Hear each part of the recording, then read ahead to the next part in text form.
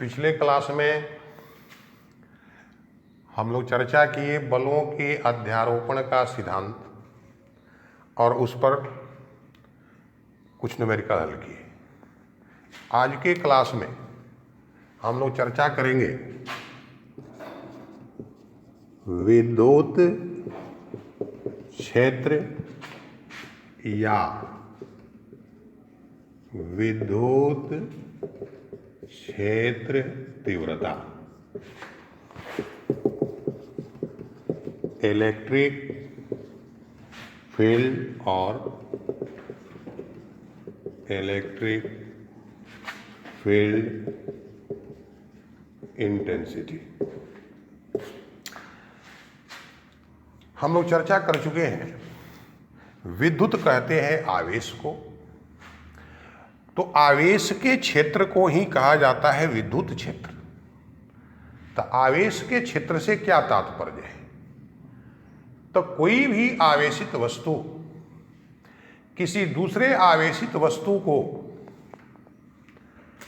जिस दूरी तक आकर्षित या प्रतिकर्षित कर सकती है वहां तक उस वस्तु का विद्युत क्षेत्र कहलाता है। अब जैसा कि हम कूलम के नियम में हम लोग पढ़े हैं कि आवेशों के बीच लगने वाला बल उनके बीच की दूरी के वर्ग का व्युत्क्रमानुपाती होता है। इसका अर्थ है कि किसी भी आवेश से जैसे जैसे दूरी बढ़ते जाएगी उसके आकर्षण या प्रतिकर्षण का जो सामर्थ्य है वो घटते जाएगा।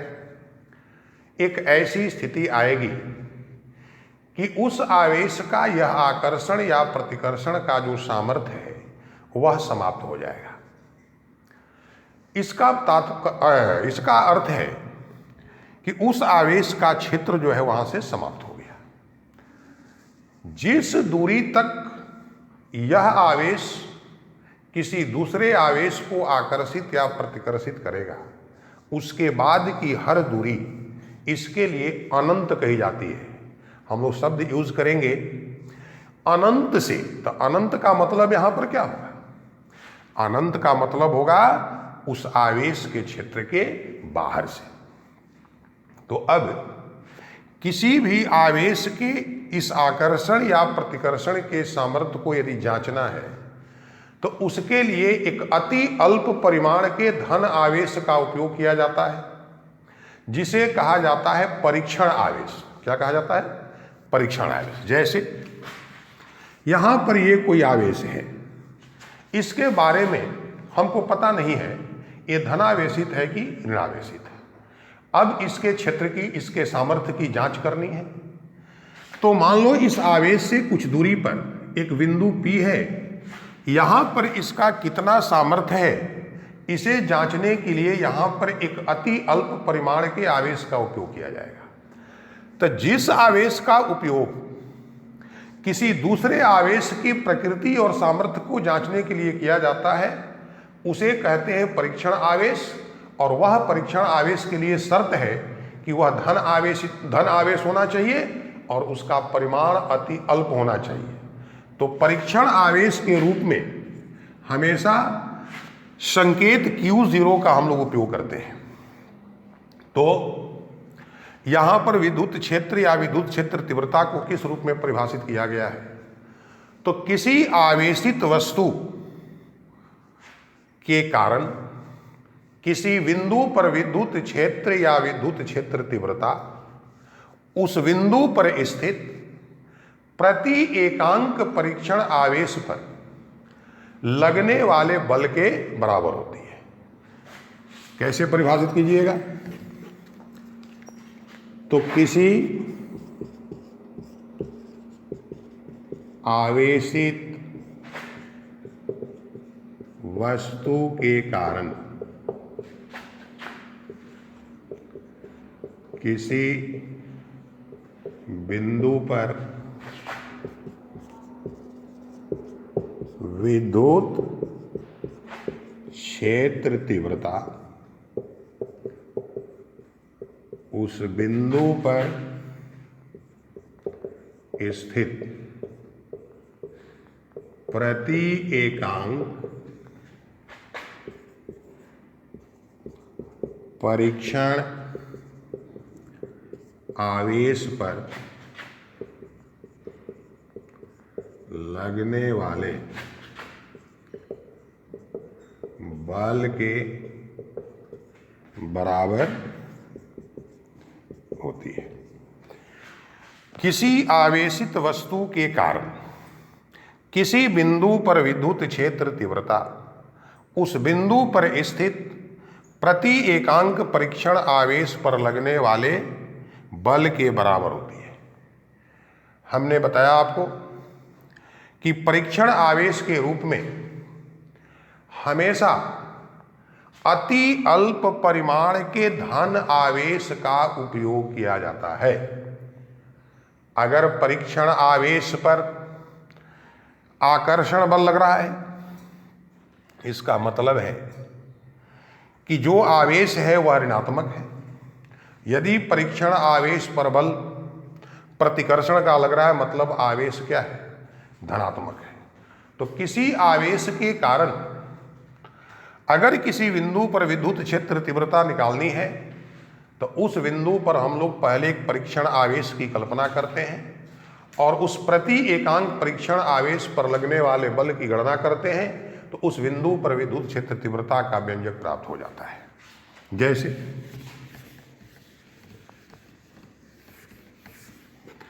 यदि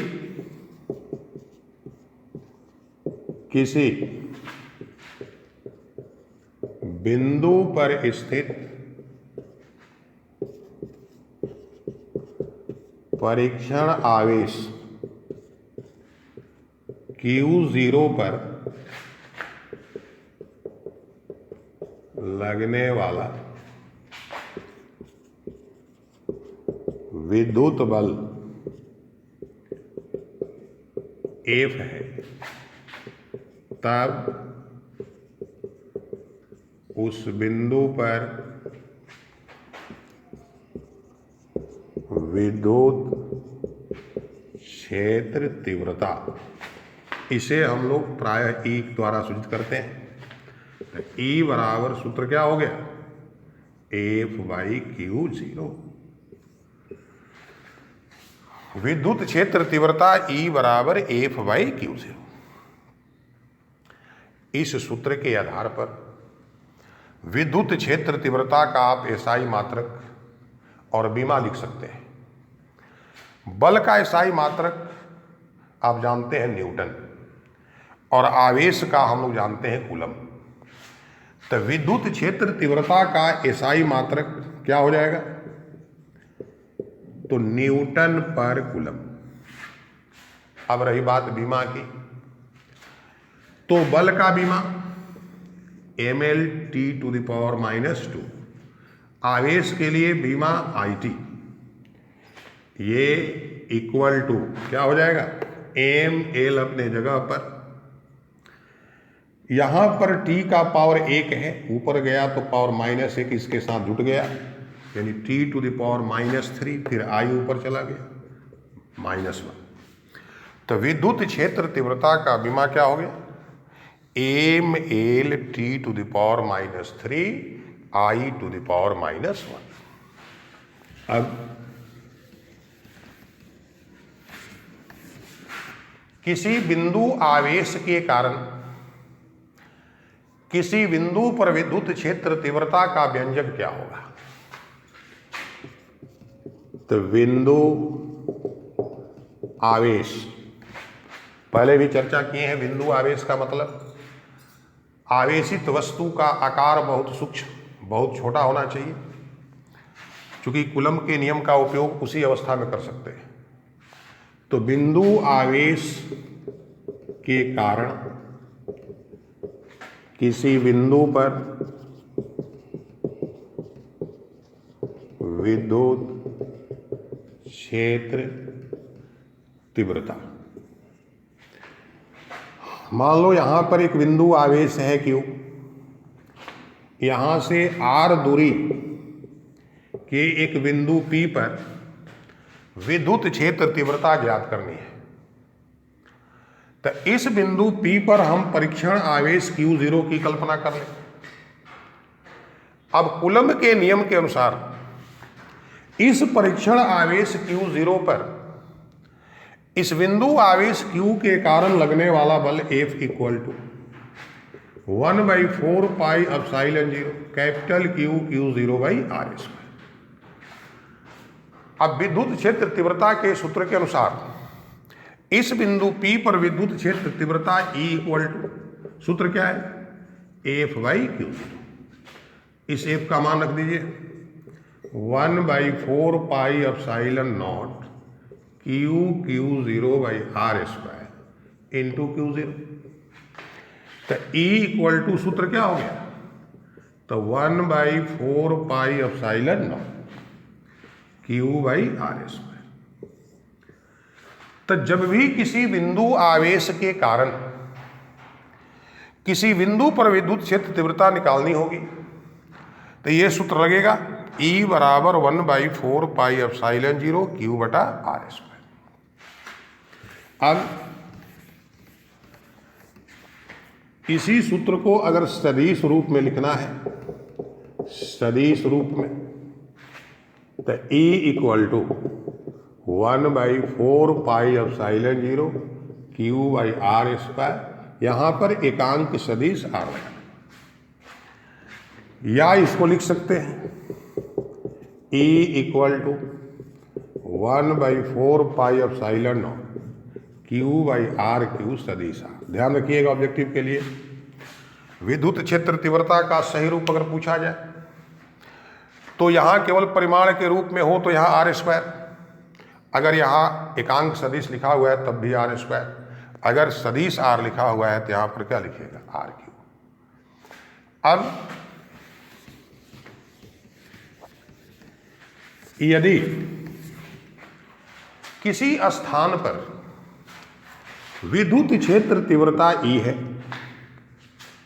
तब उस स्थान पर स्थित आवेश Q पर लगने वाला विद्युत बल F बराबर सूत्र हो जाएगा QE। कहिएगा कैसे हो गया सूत्र, तो यह विद्युत क्षेत्र तीव्रता को हम लोग क्या परिभाषित किए, प्रति एकांक परीक्षण आवेश पर लगने वाला। तो प्रति एकांक परीक्षण आवेश पर यदि लगने वाला बल E है तो वहां स्थित आवेश Q पर लगने वाला बल F बराबर क्या होगा, QE। अब ध्यान देना है कि परीक्षण आवेश हमेशा धनात्मक लिया जाएगा, यह निश्चित है। तो अगर आवेश यह धनात्मक है तो इस पर लगने वाले इस बल की दिशा विद्युत क्षेत्र की दिशा में होगी, और यदि यह आवेश ऋणात्मक है तब विद्युत क्षेत्र के कारण इस पर लगने वाले बल की दिशा विद्युत क्षेत्र के दिशा के विपरीत होगी। ये इंपॉर्टेंट पॉइंट है, इसको आपको याद रखना है, नोट में इसको याद रखिएगा। धन आवेश पर लगने वाले बल की दिशा विद्युत क्षेत्र की दिशा में होती है, और ऋण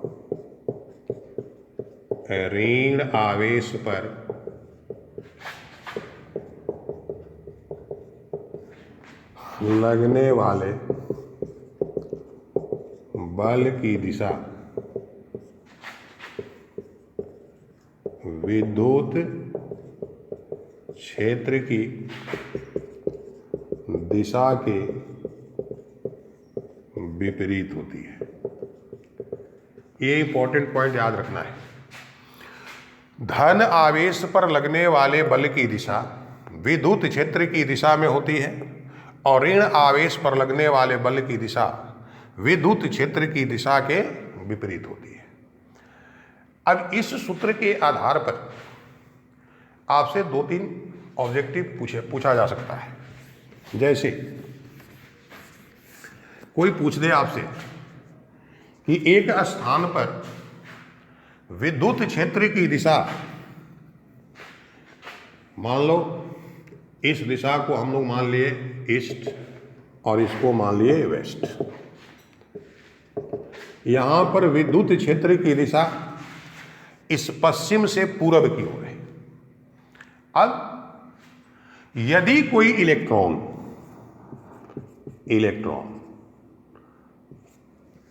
इस विद्युत क्षेत्र में पश्चिम से पूर्व दिशा में प्रवेश करता है तो पूछा जाएगा आपसे कि इस इलेक्ट्रॉन की चाल घटेगी, बढ़ेगी या अपरिवर्तित रहेगी। तो पहले हम लोग यहां पर क्या देखेंगे कि यह जो आपका इलेक्ट्रॉन है वह ऋणावेशित कण है। जैसे यह विद्युत क्षेत्र में प्रवेश करेगा इस पर विद्युत बल लगना शुरू हो जाएगा और उस बल की दिशा किधर होगी? तो विद्युत क्षेत्र के दिशा के विपरीत, अर्थात इस इलेक्ट्रॉन के गति के दिशा के विपरीत। और बल की दिशा जब भी किसी कण के गति की दिशा के विपरीत होती है तो उस कण की चाल क्या हो जाती है? घटने लगती है। अतः यहां पर आपका उत्तर क्या होगा? इलेक्ट्रॉन की चाल जो है वो घटेगी। लेकिन यही इलेक्ट्रॉन अगर इसी विद्युत क्षेत्र में इस पूर्व दिशा से पश्चिम दिशा की ओर प्रवेश करता है, अब इस पर जो बल लगेगा वह भी लगेगा विद्युत क्षेत्र के दिशा के विपरीत, अर्थात इस इलेक्ट्रॉन के गति की दिशा में। और जब बल गति की दिशा में लगता है तो कण की चाल बढ़ जाती है। अतः इस स्थिति में इलेक्ट्रॉन की चाल क्या हो गई? बढ़ गई। तो ये आपको बात याद रखना पड़ेगा क्या कि जब कोई ऋण आवेशित कण किसी विद्युत क्षेत्र में विद्युत क्षेत्र की दिशा में प्रवेश करता है तो उसकी चाल घटती है, और जब विद्युत क्षेत्र के विपरीत दिशा से प्रवेश करता है तब उसकी चाल बढ़ती है। अब इसी बात को हम लोग करते हैं धन आवेशित कण के लिए। जैसे मान लीजिए यही सवाल पूछ दे कि ये प्रोटॉन यह इसी विद्युत क्षेत्र में विद्युत क्षेत्र की दिशा में अर्थात पश्चिम से पूर्व की ओर प्रवेश करता है, तब क्या होगा? तो चूंकि इस धन आवेशित कण पर लगने वाले बल की दिशा विद्युत क्षेत्र की दिशा में अर्थात इसके गति की दिशा में होगी, इसलिए इसकी चाल क्या होगी? बढ़ जाएगी। और अगर ये उसके उल्टा दिशा में यानी पूरब से पश्चिम की ओर प्रवेश करता है तो इसकी चाल घट जाएगी। तो ऋण आवेशित कण से ठीक उल्टा रिजल्ट आपको याद कर लेना है कि जब कोई धन आवेशित कण विद्युत क्षेत्र में विद्युत क्षेत्र की दिशा में प्रवेश करता है तो उसकी चाल बढ़ती है, और विपरीत दिशा से प्रवेश करता है तो उसकी चाल घटती है। अब इसके बाद अगर कोई पूछ दे कि कोई भी आवेशित कण चाहे वो धनावेशित हो या ऋणावेशित हो, अगर किसी विद्युत क्षेत्र में उसकी दिशा में प्रवेश करता है या उस दिशा के विपरीत में प्रवेश करता है तो उसके गति पथ की प्रकृति क्या होगी? तो अभी आप समझ गए कि इन दोनों स्थितियों में चाहे कण धनात्मक हो या ऋणात्मक हो, चाहे वो विद्युत क्षेत्र की दिशा में प्रवेश करे या विपरीत में प्रवेश करे, इसका प्रभाव केवल उसके चाल के घटने बढ़ने पर होगा। उसके पथ की प्रकृति में कोई परिवर्तन नहीं होगा। अर्थात कोई भी आवेशित कण विद्युत क्षेत्र में उसकी दिशा में प्रवेश करे या उसके विपरीत दिशा में प्रवेश करे, उसके गति पथ की प्रकृति सरल रेखीय पथ होगी। अब इसके बाद अगर मान लो यहां पर विद्युत क्षेत्र की दिशा जो है वो ऊर्ध्वाधर ऊपर की ओर है और इसमें कोई इलेक्ट्रॉन क्षैतिज दिशा में प्रवेश करता है, तो जैसे इलेक्ट्रॉन इस क्षेत्र में प्रवेश करेगा इस पर बल विद्युत क्षेत्र के दिशा के विपरीत अर्थात ऊर्ध्वाधरता नीचे की ओर लगना शुरू हो जाएगा, और उस बल के कारण यह इलेक्ट्रॉन आगे बढ़ने के साथ साथ नीचे की ओर गिरना शुरू करेगा, अर्थात इसका पथ कैसा हो जाएगा? तो परवलयाकार। तो कोई भी आवेशित कण अगर विद्युत क्षेत्र में उसके दिशा के लंबवत प्रवेश करता है तो उसका गति पथ पूछा जाए कैसा होगा? तो परवलयाकार होगा। तो इस प्रकार से विद्युत क्षेत्र के कारण आवेशित कण पर बल किधर लगेगा, कितना लगेगा, उसके कारण उसके चाल पर क्या प्रभाव पड़ेगा, उसका गति पथ कैसा होगा, इसकी चर्चा हम लोग कर लिए। अब इस पर हम आपको एक क्वेश्चन बताते हैं। मान लो प्रश्न है, एक वस्तु जिसका द्रव्यमान 10 ग्राम है,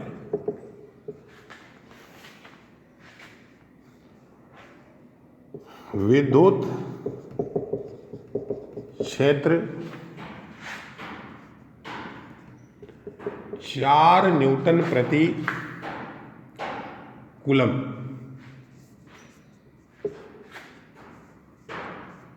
में स्थित है।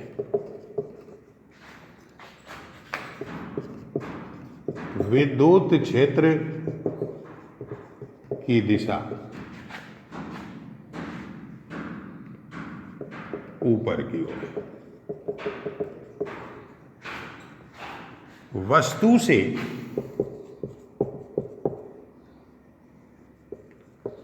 कितना इलेक्ट्रॉन निकाला जाए या वस्तु को कितना इलेक्ट्रॉन दिया जाए ताकि वस्तु हवा में स्थिर रह सके। एक वस्तु जिसका द्रव्यमान 10 ग्राम है, विद्युत क्षेत्र 4 न्यूटन प्रति कूलम में स्थित है, विद्युत क्षेत्र की दिशा ऊपर की ओर है। वस्तु से कितना इलेक्ट्रॉन निकाला जाए या वस्तु को कितना इलेक्ट्रॉन दिया जाए ताकि वस्तु हवा में स्थिर रह सके। तब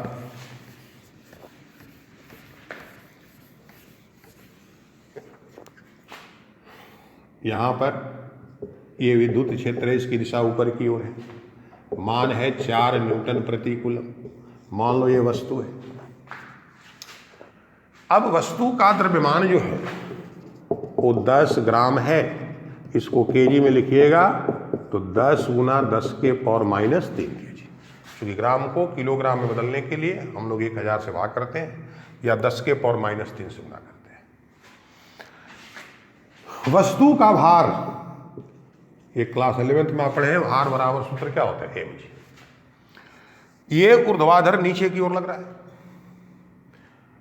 अगर वस्तु को हवा में स्थिर रखना है, इस पर बल किधर लगना चाहिए, इसके अलावा एक बल ऊपर की ओर लगना चाहिए और उसका परिमाण इसके भार mg के बराबर होना चाहिए। तो दूसरा बल किसके कारण लगेगा, विद्युत क्षेत्र के कारण। और विद्युत क्षेत्र के कारण वस्तु पर बल तभी लगेगा जब वह आवेशित होगी। आवेशित कैसे होगी, तो या तो वस्तु से इलेक्ट्रॉन निकाला जाएगा या वस्तु पर इलेक्ट्रॉन दिया जाएगा। अब प्रश्न है कि इलेक्ट्रॉन निकालना है कि इसको देना है, ये कैसे तय होगा। अभी हम आपको चर्चा किए कि ऋण आवेशित कण पर लगने वाले बल की दिशा विद्युत क्षेत्र के दिशा के विपरीत होती है और धन आवेशित वस्तु पर बल की दिशा विद्युत क्षेत्र की दिशा में होती है। हमको बल किधर चाहिए, विद्युत क्षेत्र की दिशा में। इसका मतलब वस्तु कैसी होनी चाहिए, धनावेशित। धनावेशित कब होगी, जब इससे इलेक्ट्रॉन निकाला जाएगा।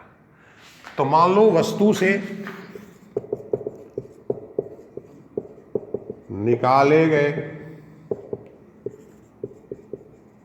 इलेक्ट्रॉन की संख्या n है।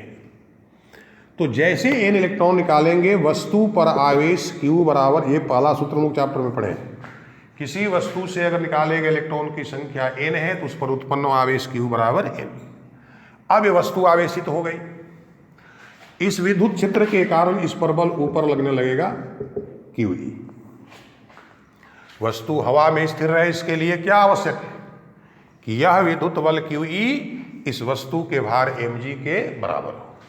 तो अब सूत्र आप क्या लिखिएगा, QE बराबर Q के जगह पर NE इक्वल टू mg। तो n बराबर mg/e इंटू कैपिटल। अब सभी राशियों का मान दिया हुआ है। इस g के स्थान पर सुविधा के लिए 10 मीटर पर सेकेंड स्क्वायर ले सकते हैं, सवाल में दिया रहेगा।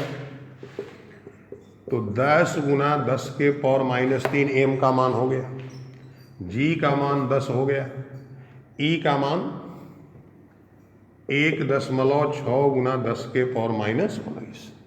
अब कैपिटल E का मान कितना दिया बच्चा? अब देखिए, इस दशमलव के लिए एक 10 और ऊपर ले लीजिए। तो 1 2 तो पहले से था, यहाँ -1 और ये चला गया, ये खत्म हो जाएगा। तब 10 के पावर 19 ये ऊपर चला गया, नीचे क्या हो गया? तो ये 16 बच गया और ये 4 बच गया। अब इसके लिए इसमें से हम 1000 3 जीरो ले लिए, या 2 ही लीजिए, 2 से ही काम हो जाएगा। यहाँ पर हो गया 10 के पावर 17, 16 गुना 4 ये 25 हो गया। अब 16 एक बार में कितना बचेगा? 9।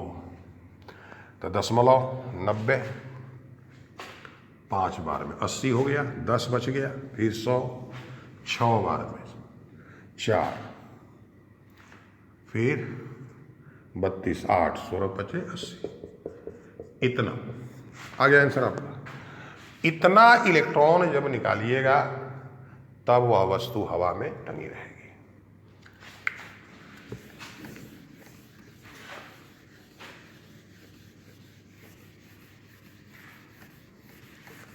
अब इस विद्युत क्षेत्र पर एक दूसरे तरह का प्रश्न, एक इलेक्ट्रॉन 4 गुना 10 के पावर 4 न्यूटन प्रति कूलम्ब के विद्युत क्षेत्र में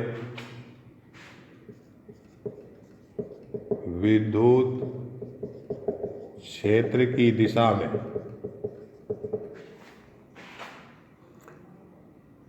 5 गुना 10 के पावर 6 मीटर पर सेकेंड के वेग से प्रवेश करता है। विराम में आने तक इलेक्ट्रॉन द्वारा तय की गई दूरी की गणना करें। एक इलेक्ट्रॉन 4 गुना 10 के पावर 4 न्यूटन प्रति कूलम्ब के विद्युत क्षेत्र में विद्युत क्षेत्र की दिशा में 5 गुना 10 के पावर 6 मीटर पर सेकंड के वेग से प्रवेश करता है। विराम में आने तक इलेक्ट्रॉन द्वारा तय की गई दूरी की गणना करें। तो इसमें आप कैसे आगे बढ़िएगा? तो पहला चीज, जैसे इलेक्ट्रॉन विद्युत क्षेत्र में प्रवेश करेगा उस पर उसके गति के विपरीत दिशा में विद्युत बल लगना शुरू हो जाएगा। तो इलेक्ट्रॉन पर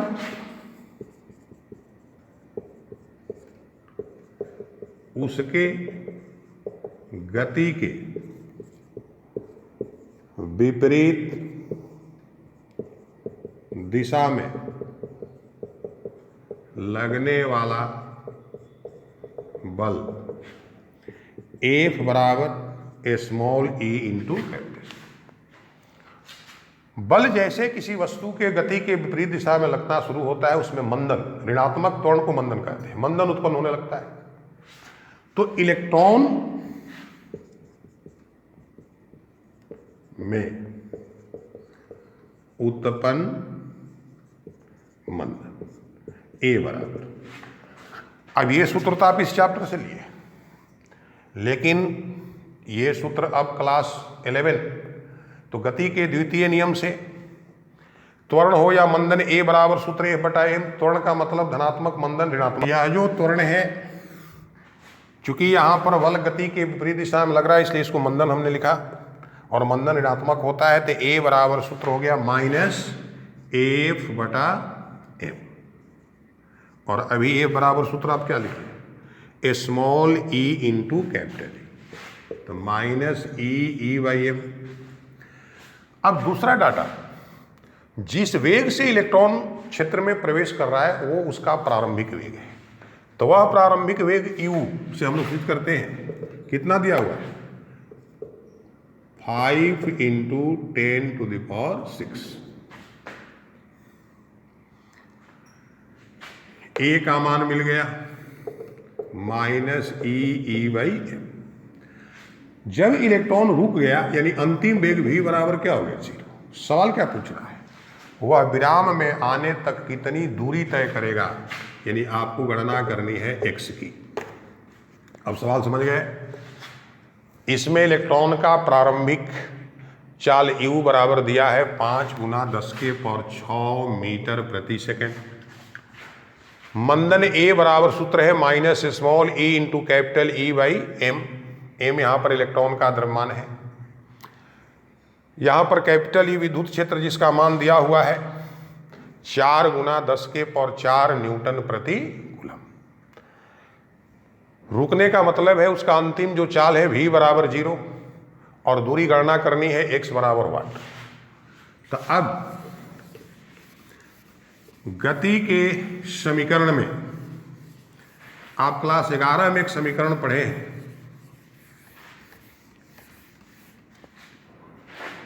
v² = u² + 2ax।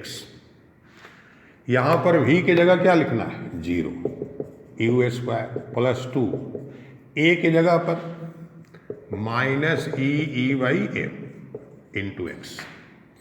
अब ये माइनस में इधर आएगा तो क्या होगा प्लस, तो 2E/x/m = u²। तो x = mu²/2E। अब एक तरह से ये आपका डायरेक्ट सूत्र भी हो गया, इस पर भी आप काम कर सकते हैं। अब m यहाँ पर क्या है, इलेक्ट्रॉन का द्रव्यमान, जिसकी चर्चा सवाल में नहीं है, दिया रहता है। तो इलेक्ट्रॉन का द्रव्यमान 9.11 × 10⁻31 kg। u इसका मान दिया है 5 × 10⁶ स्क्वायर है, तो 5 का वर्ग क्या हो गया 25 और 10⁶ का वर्ग 10⁻12 बटा में 2। E इलेक्ट्रॉन के आवेश है 1.6 × 10⁻⁻19 और E विद्युत क्षेत्र है 4 × 10⁻4। अब इसके बाद आपको हल कर देना है, इसमें अब कोई बड़ी बात नहीं। चलिए हम हल कर देते हैं। यहाँ पर -19 और यहाँ -31, इसको ऊपर लेकर चले जाइए, प्लस हो जाएगा ना, तो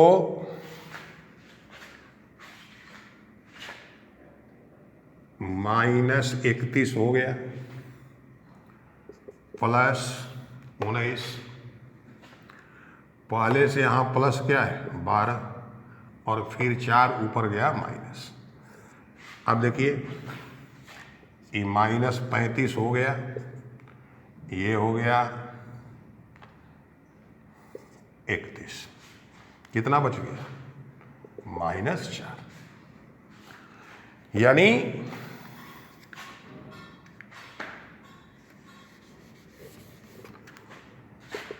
9.11 × 25 × 10⁻⁻4, 4 दूनी 8 और 16 × 8 128, यानी 12.8। अब इसको आप हल कर सकते हैं, जितना आएगा उतना, इतना मीटर वह दूरी तय करने के बाद इलेक्ट्रॉन विराम में आ जाएगा। तो इस प्रकार से इस विद्युत क्षेत्र से संबंधित हम 2 सवाल की चर्चा यहाँ पर कर दिए।